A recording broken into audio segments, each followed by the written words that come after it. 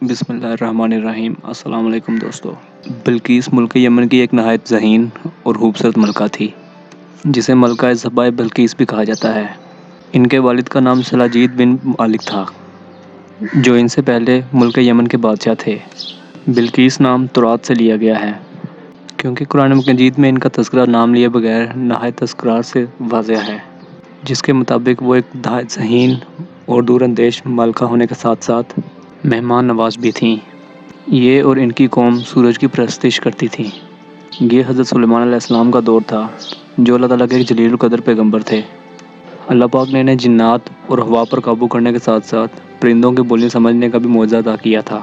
اسرائیلی روایات کے مطابق آپ کا ملکہ بلقیس سے ملاقات کا واقعہ کچھ اس طرح سے تحریر ہے کہ حضرت سلیمان علیہ السلام نے انہیں خط لکھ کر ایک خدا کی عبادت کی دعوت دی۔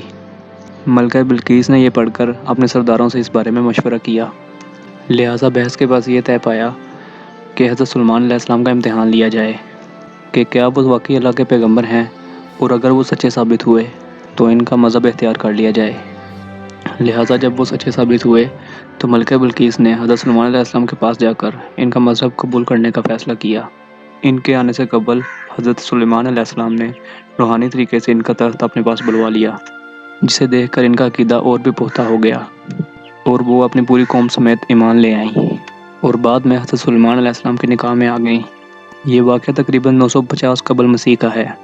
قرآن کریم میں یہ واقعہ بالکل اسی طرز پر موجود ہے، جس کا ذکر سورہ نمل میں کچھ اس طرح سے موجود ہے کہ ایک روز حضرت سلیمان علیہ السلام نے اپنے درباری پرندے ہدہد کو غیر حاضر پایا، تو فرمایا کہ کیا بات ہے کہ ہدہد نظر نہیں آ رہا؟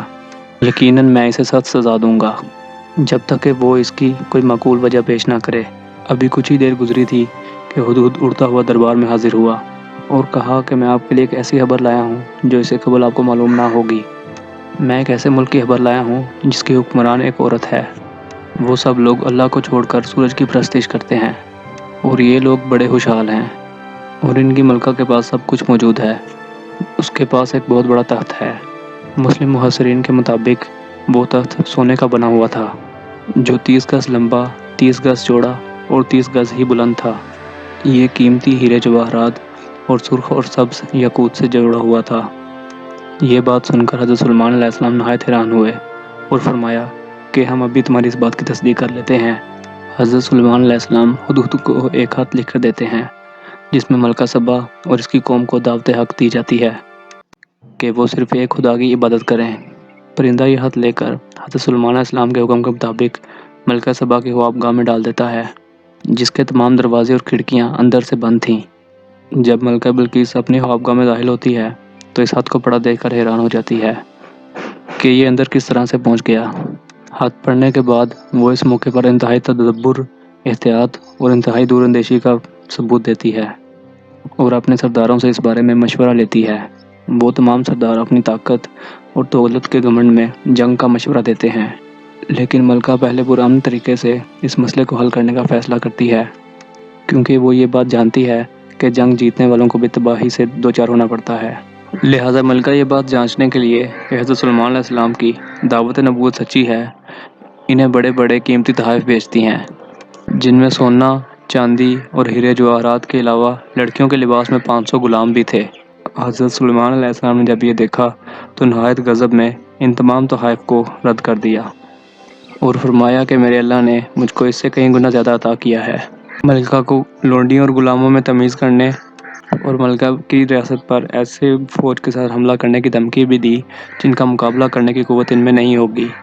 مفسرین کا خیال ہے کہ حضرت سلیمان علیہ السلام کو وحی کے ذریعے یہ علم ہو چکا تھا کہ ملکہ ان کے امتحان کے لیے آ رہی ہے، لہٰذا اللہ تعالیٰ کے حکم سے اسے لاجواب کرنے کے لیے حضرت سلیمان علیہ السلام نے ان کا تخت منگوانا چاہا، جسے وہ 7 بند دروازوں میں محفوظ کر کے حضرت سلیمان علیہ السلام کے پاس روانہ ہوئی تھی۔ آپ کے درباریوں میں ایک زوراور جن نے آپ کو اپنی جگہ سے کھٹ کھڑے ہونے سے پہلے ہی ملکہ کا تخت یہاں لانے کی تجویز پیش کی، مگر حضرت سلیمان علیہ السلام کے وزیر آصف بن برقیہ نے، جن کے پاس علم الکتاب یعنی اللہ تعالیٰ کے اسم اعظم یعنی روحانی طاقت تھی، آنکھ جھپکنے کی دیر میں ملکہ کا تخت لانے کی پیشکش کی۔ لہٰذا ملکہ بلقیس کے حضرت سلیمان علیہ السلام کے پاس حاضر ہونے سے پہلے ہی ان کا تخت وہاں موجود تھا، اور بطور آزمائش اس کی شکل میں کچھ تبدیلی کر دی گئی تھی۔ مگر ذہین ملکہ بلقیس اس امتحان میں پورا اتری اور اعتراف کیا کہ ہم تو آپ کی عظمت اور دعوت توحید کو قبول کر کے پہلے ہی مسلمان ہو چکے ہیں۔ لہٰذا اس طرح سے حضرت سلیمان علیہ السلام نے ملکہ بلقیس اور اس کی قوم کو غیر اللہ کی پرستی سے روک دیا۔ حضرت سلیمان علیہ السلام نے جنات کو سفید شیشے کا محل تعمیر کرنے کا حکم دیا اور محل کے نیچے سے پانی جاری کروا دیا، جس میں ہر قسم کے آبی جانور تیرتے ہوئے نظر آنے لگے۔ حضرت سلیمان علیہ السلام نے ملکہ کو اس محل میں داخل ہونے کا کہا، مگر وہ پانی کو دیکھ کر گھبرا گئی کہ شاید یہ گہرا پانی ہے اور شاید حضرت سلیمان علیہ السلام بطور سزا مجھے اس میں غرق کرنا چاہتے ہیں۔ مگر حضرت سلیمان علیہ السلام نے کہا کہ یہ تو ایک محل ہے جو شیشے سے ہموار بنایا گیا ہے، لہٰذا آپ کو ڈرنے کی ضرورت نہیں۔